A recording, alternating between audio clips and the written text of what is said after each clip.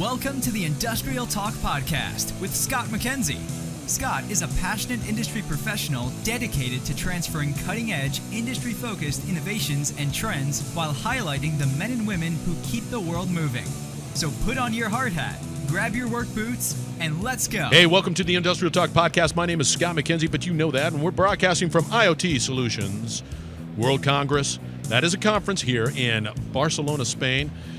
Incredible location for an incredible event that is passionate about IoT, IIoT, and everything associated with Industry 4.0. And it's brought to you by the incredible company called Industrial Internet Consortium. That's iiconsortium.org. Go out to that location, iiconsortium.org. Find out more because they're passionate about you and your success. And they are, everything is free. And so if you're interested in IoT, IIoT, AI, and everything in between, that's the first place you need to go, iiconsortium.org. So there's no excuse. Okay, we have a great interview. His name is Lucas Catranis. Catranis. And he's with Irdeto. You got it. Man, I just want to start all over again, man. All right. Not the first person to trip up on the name. I gotcha. But you've been around forever, so it's my fault. So let's get going with the interview. We're going to be talking about security and all of the solutions that are provided at Irdeto. Yeah. You having a good conference? Yeah. It's we weren't sure what to expect. This is our first time here. Oh, is it? Yeah. Oh, wow. So what do you think? Well, it's tough to judge right up front. I was anticipating today would be a little bit busier than yesterday. I think folks were probably doing more of the sessions yesterday. We have seen more traffic. We've been at the IIC booth, so you've been over here. Yeah. So I think I've been to conferences where you've got hundreds of thousands of attendees, and then you've got one like this, which is a little bit smaller, which is nice. It's not quite as overwhelming, not too crowded. And I think the quality of the people here is great. I think, there's some really interesting stuff that's out here. A lot of this cool stuff here in the test beds area is it's fun to play with. It's fun to see what people are doing. I do like that. So, it's been enjoyable. The location's fantastic. Yeah, so, no complaints. Yeah, not a big... you're out of Amsterdam, so it's not too much of a commute for you. No, it's easy. Fly out of Schiphol directly into Barcelona, you're good to go, man. It's super easy. Not having to fly from the States to go to European conferences is really it's quite nice. That's a positive and a plus. Okay, give the listeners a little background on where you who you are and a little bit of why you're such an incredible professional at Irdeto. Wow. How about that? Yeah. So my background was more on the networking side of stuff. I started off working in startups, and in 2013, after like the third or fourth startup that I'd been involved in, that's a grind, baby. It is a grind. It's a grind. And I decided, I think it was, at the time, myself and my wife said, let's get a normal job and do something that's going to keep me closer to home. And I had known about Irdeto. And had an opportunity to join and join the product management team on the cybersecurity side, and I've been there now for a little bit more than 6 years, and it's a great company to work for. It's not a very well known company because it's a B2B company that does really, really sophisticated security, and generally you don't hear about those companies. It's really an interesting challenge for you guys. It really is. When you get right down to it, there's a message that has to be told. There is a message that has to be communicated with, for lack of a better, the masses about the necessity for a strong security strategy when it comes to what we're doing here at the IoT Solutions. You got to have something in place. And from what I understand, there are some gaps that exist within the security world. Yeah, for sure. I think it's important, too, though, that... you don't end up being categorized as a FUD vendor, right? Whoa. That is the first time I had a FUD. What is that? An acronym for what? Fear, uncertainty, and doubt. Whoa! I'm going to take that FUD. So, you don't want to sling FUD. You don't want to be a FUD vendor, right? All right, I like it. Yeah. And the challenge is that the amount of messaging around security kind of proliferates, and everybody knows there's issues. But if you start talking about things like AI generated cyber attacks and stuff like that, you lose people. And if you talk about things like phishing, then it becomes much more kind of mundane and commonplace, and people go, well, I have antivirus, or I have a IT security system in place for my network, and got my perimeter under control. Right. And, I think in some cases, people may have enough security in place if they don't have critical assets, if they don't have systems that people's lives are depending on them. But the more interconnected things get, the more difficult it is to kind of defend stuff. And so, when we look at it,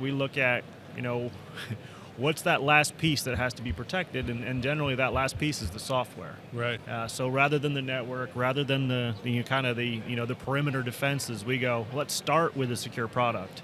Let's start with securing the software, and then that last line of defense is under control. Right. So we kind of gauge our mentality and our philosophy around security around starting at the most important part, not making that an afterthought, and protecting the perimeter.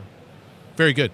Now, so you've been with Irdeto 6 years, and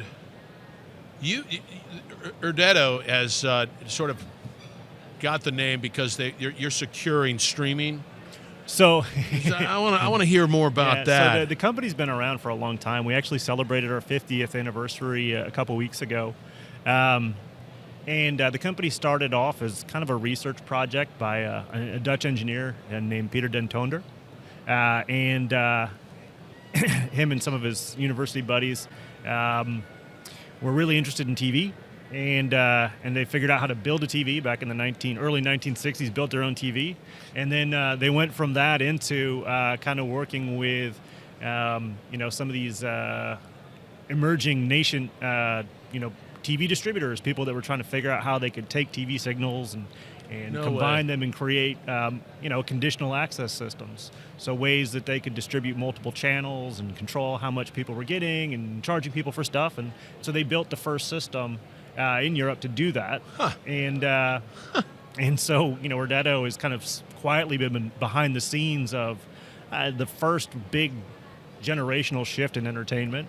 And continues. That's streaming. That's huge. Well, and then today, the company manages the entitlements to the second largest number of streams in the entire world for customers, and our customers are folks similar to Netflix. I wouldn't say Netflix is a customer, but folks like Netflix and some of the big pay TV operators. And we do the back end for them, so we actually control the security on those streams to make sure people can't share them, make sure the right people are watching those. So, we do the most critical part of that security, and then going beyond that, we do a lot more. So we have a group we have a connected transport group within the company that is successfully this year. The first cars are going to be rolling off factory lines this year with Irdeto technology inside them. And wow, you're in the car security business too? I wouldn't say car security. That you're always saying I wouldn't say. However, it's like this is a comment. It's like I don't want to be bold and do it. Just say and we're going to be doing a lot more. I don't want to box this into to one specific category because I think security tends to be something that's bolted on afterwards, and the way we see it is it's not bolted on afterwards. It should be there at the beginning, but it also needs to enable your business. So it's got to be a way to ensure that you're protecting your business and your customers, and it's not just about kind of that security in quotes concept. But what the challenge is that there are a lot of legacy systems out there. There are a lot of embedded systems, and I guarantee you that conversation did not happen, that security conversation. It was more geared toward operational needs. And so I'm going to plop this stuff out there. I'm going to get it. I'm going to get that data, blah, blah, blah. And there was, if anything, limited security conversation or non-existent conversation, or a conversation said, yeah, no, we already have it. We got our antivirus, whatever, and there's a misunderstanding of what that means. Yeah, I think there's kind of traditional IT security mentalities, and then there's the OT side of stuff, which is, hey, it's got to run, and it's probably not going to have a connection anyway. And if there is an issue, we'll just turn it off and turn it back on.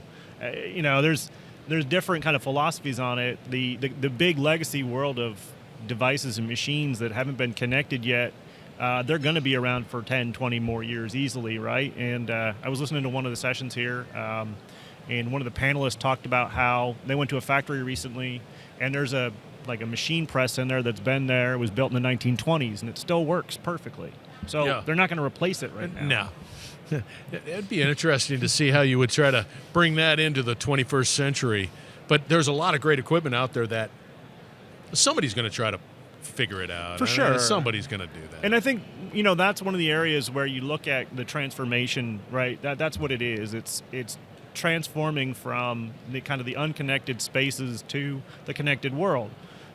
And we've done that with media. We've done that with a lot of things that people probably didn't think would be digitized in the way that they have. And so it's a logical kind of extension of this ongoing digitalization of the entire, whatever of our life, right? Ecosystem. So with that said, being a part of this company, where do you see it going? I mean, there's challenges. You're not a FUD seller. Thank you very much. Not a FUD slinger. No. Flood slinger. Yeah. That's great. I love it. Slinger. SLINGER. All right.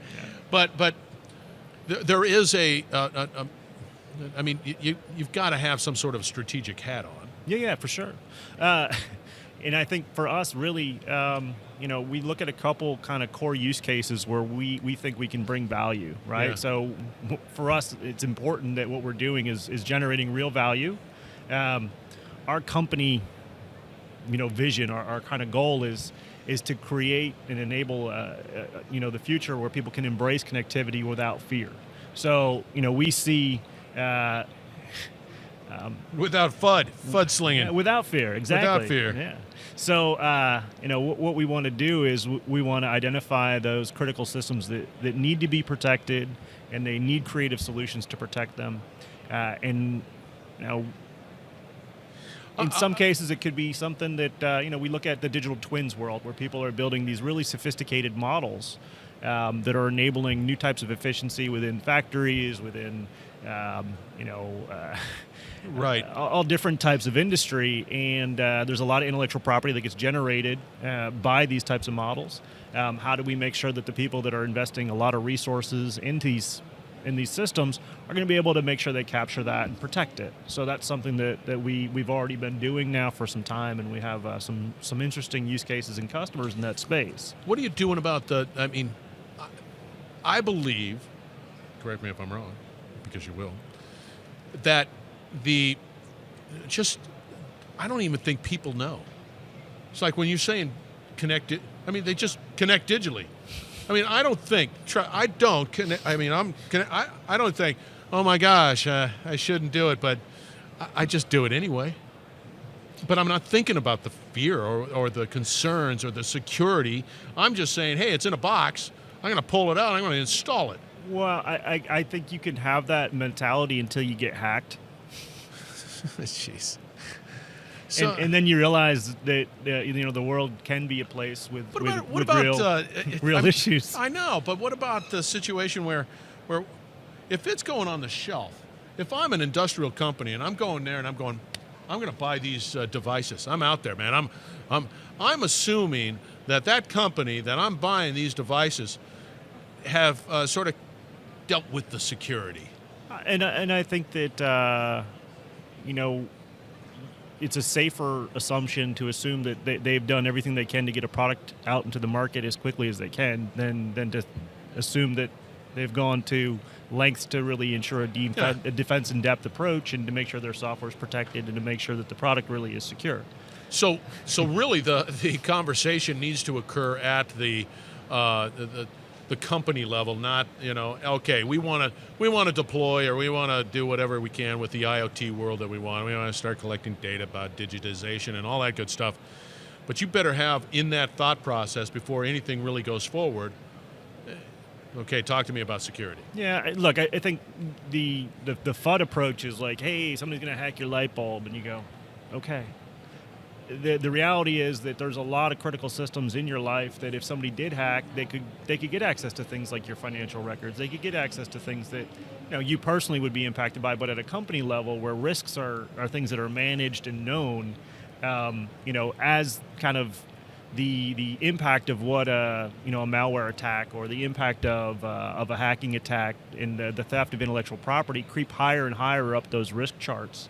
I think that's when people start to really realize and understand that there has to be significant investments made in the types of security that are going to protect against these types of risks. Yeah, it's a messaging issue again. I mean, it gets down to the human element. Yeah, for sure. I mean, it just does. So, are you a Philadelphia Eagles fan? I absolutely am a Philadelphia Eagles fan, yes. Watch the games every Sunday. Jeez. Now, where did you go to college? I went to Penn State. Hey, they're doing well. They're doing great. They're fifth. We are. We are Penn State. You're welcome. Jeez. We're big college fans. Yeah. We just happen to be LSU Tiger fans. That's all right. You guys are SEC. I got no hate for you. Yeah, but you don't have to play. Well, you got to play. You play against Ohio all the time, right? If you said OSU, that's a different story. Yeah, we always have to go against Alabama. Yeah. No, someday we're going to beat Ohio State. It's going to be a big party in State College. We're going to someday beat Alabama. It's going to be a great. Maybe we'll party with you guys. It's like, oh gosh, again. All right, listeners out there, that's Lucas Catranis, and he's with Irdeto, man. You active out there on LinkedIn? I am on LinkedIn for sure. Yeah, you can find me on LinkedIn. There's not many Lucas Catranis out there. There's not a lot of Lucas Catranis. That's Catranis. You got to reach out to this guy. He's got a great viewpoint on security. Don't fudsling here. No fudslinging. All right.